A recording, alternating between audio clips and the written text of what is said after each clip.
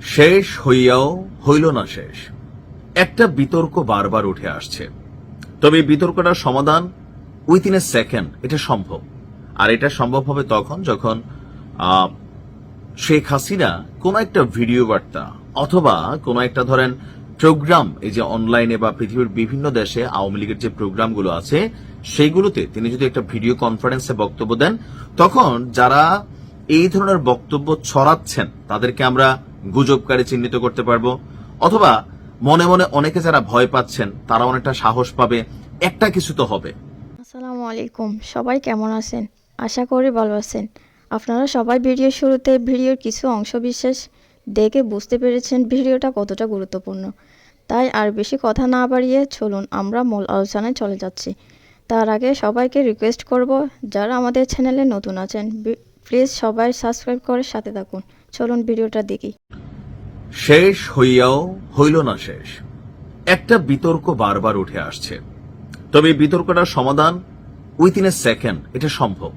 আর এটা সম্ভব হবে তখন যখন শেখ হাসিনা কোন একটা ভিডিও বার্তা অথবা কোন একটা ধরেন প্রোগ্রাম, এই যে অনলাইনে বা পৃথিবীর বিভিন্ন দেশে আওয়ামী লীগের যে প্রোগ্রামগুলো আছে সেইগুলোতে তিনি যদি একটা ভিডিও কনফারেন্সে বক্তব্য দেন, তখন যারা এই ধরনের বক্তব্য ছড়াচ্ছেন তাদেরকে আমরা গুজবকারী চিহ্নিত করতে পারবো, অথবা মনে মনে অনেকে যারা ভয় পাচ্ছেন তারা অনেকটা সাহস পাবে, একটা কিছু তো হবে। আজকে আবারও খবর আসছে যে সাবেক প্রধানমন্ত্রী শেখ হাসিনা তিনি মাইল্ড স্ট্রোক করেছেন। মাইল্ড স্ট্রোক মানে কি সেটাও বোঝাচ্ছি। মাইল্ড স্ট্রোক হলো এমন একটি অবস্থা যেখানে মস্তিষ্কে রক্ত সরবরাহ সাময়িকভাবে বাধাগ্রস্ত হয় এবং পরে আবার স্বাভাবিক অবস্থায় ফিরে আসে। এটি প্রায় বড় একটা স্ট্রোকের পূর্ব লক্ষণ হতে পারে, তাই এটাকে উপেক্ষা করা উচিত নয়। আর এর লক্ষণগুলোর মধ্যে আছে শরীরের এক পাশে হঠাৎ অসাড়তা বা দুর্বলতা, কথা বলতে বা বুঝতে সমস্যা, দৃষ্টি ঝাপসা, ভারসাম্য হারানো, জরুরি চিকিৎসা প্রয়োজন, কারণ এটি একটি বড় ধরনের স্ট্রোকের দিকে ধাবিত করবে। তো আব্দুর রহমান নামক একজন কি বলে যে সোশ্যাল মিডিয়া কন্টেন্ট ক্রিয়েটার অথবা যিনি বিভিন্ন মন্তব্য করেন, তো তিনি একটা স্ট্যাটাস দিয়েছেন যে শেখ হাসিনা হয়তো শারীরিকভাবে অক্ষম বা মৃত, তারপরেও তার ভয়েস ক্লোনিং করে বিভিন্ন অডিও বার্তা তৈরি করে ভারত তাকে রাজনৈতিকভাবে বাঁচিয়ে রাখার চেষ্টা করছিল। সেই খেলা সম্ভবত এখানেই ইতি।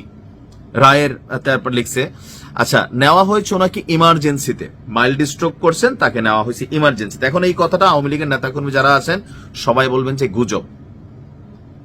এটা এখন এই যে গুজবগুলো দেখেন, এই যে বনিয়ামিন যথেষ্ট মিথ্যা কথা বলে এই লোকটা। আমি মাঝে মাঝে আশ্চর্য হই, বনিয়ামিন আমার নিয়ে একটা ভিডিও বানাইছিল, তার তথ্য কতটুকু মিথ্যা এটা তো আমি নিজেই স্বীকার। সে আমারে তৎকালীন আওয়ামী লীগের সময় একটু জামাত টামাত অথবা একটু হুজুর অথবা ধরেন একটু আপনি যদি কোরআন হাদিস নিয়ে একটু কথা কইতেন, আপনার নিয়ে কিন্তু নানান ট্যাগিং হয়ে যেত।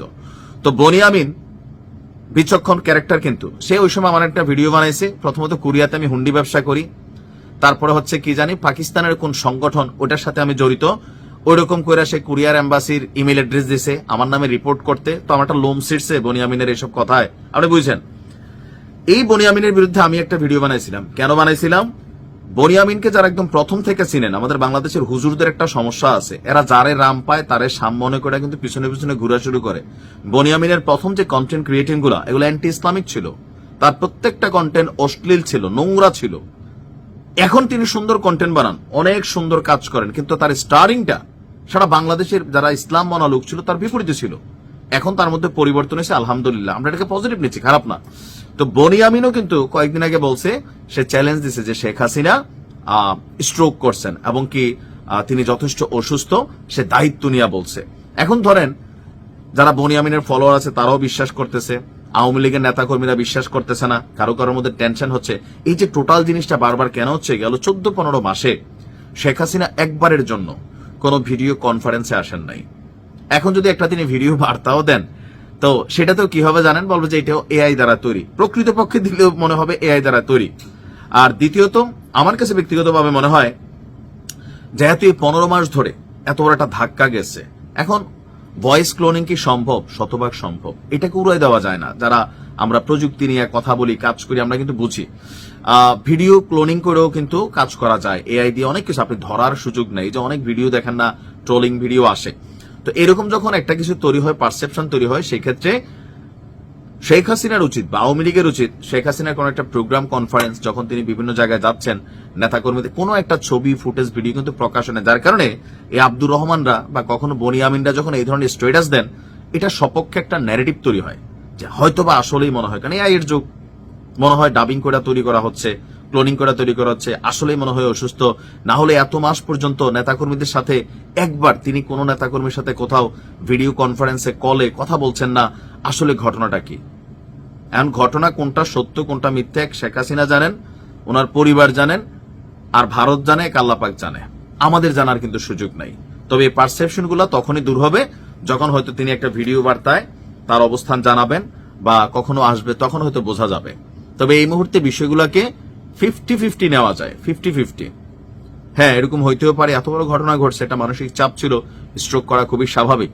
আবার যে না, তিনি কি বলা হয় যে যথেষ্ট শারীরিকভাবে ওনার গলার আওয়াজ শুনলেই তো মনে হয় যে এখন ওনার 80-র কাছাকাছি বয়স। আমরা মা শাশিরা কথা বলে কই আসো, এরকম দাদিরা কথা কেনা, ওনার ভয়েস টোন শুনছেন, ডক্টর ইউনুসরে নিয়ে চুবাবে এখনো বলে যে ওরে আমি ফাঁসি দেবো। তো এই যে ভয়েস টোন গুলোর মধ্যে একটা ভাব আছে ওনার, তো সেই ভাবটাকে আসলে এআই এর ভাব নাকি অরিজিনালি উনি বলতেছেন, একটা কনফিউশন থাকতেছে। এখন এই কনফিউশন দূর করার একমাত্র উপায় হচ্ছে শেখ হাসিনার কাছেই।